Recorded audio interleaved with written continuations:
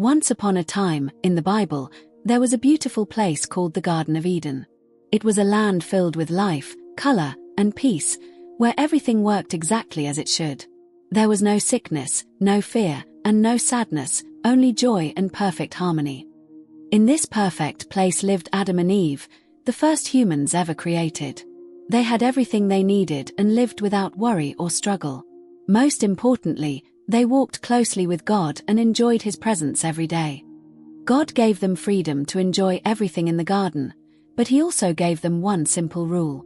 They could eat from any tree, but they must not eat from one special tree, the tree of the knowledge of good and evil. It was a clear instruction, meant to protect them. For a time, everything remained peaceful and unchanged. Adam and Eve trusted God, and life continued in perfect balance. But one day, something unexpected entered the story, something that would change everything. One day, Eve encountered a strange and clever creature, the serpent. Unlike other animals, this one spoke with intelligence and intent. Its words were not loud or forceful, but quiet and persuasive. The serpent asked a simple question, but it carried a hidden trap. "Did God really say you must not eat from any tree in the garden?" it said. The question twisted the truth just enough to make Eve pause and think. Eve answered carefully, explaining that they could eat from every tree except one.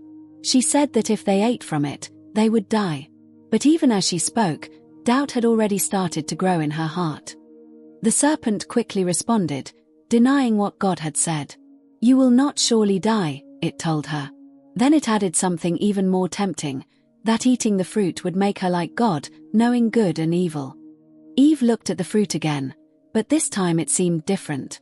It looked good to eat, pleasing to the eyes, and full of promise. What once felt forbidden now felt desirable.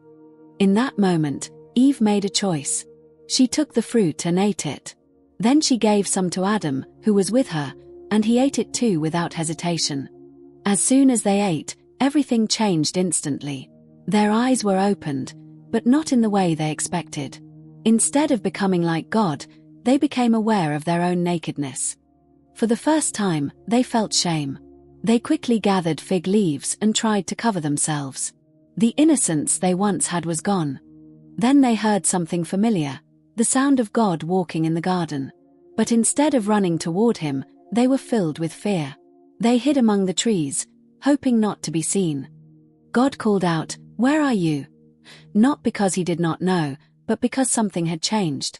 Adam answered with fear in his voice, saying he hid because he was naked. Fear had now entered their lives. God called out, "Where are you?" Not because he did not know, but because something had changed. Adam answered with fear in his voice, saying he hid because he was naked. Fear had now entered their lives. God then asked if they had eaten from the tree.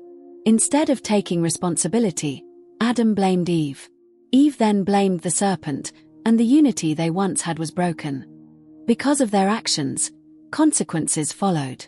The serpent was cursed, Eve would experience pain, and Adam would struggle to work the ground. Life would no longer be easy. God also declared that humans would one day die. "From dust you came, and to dust you will return."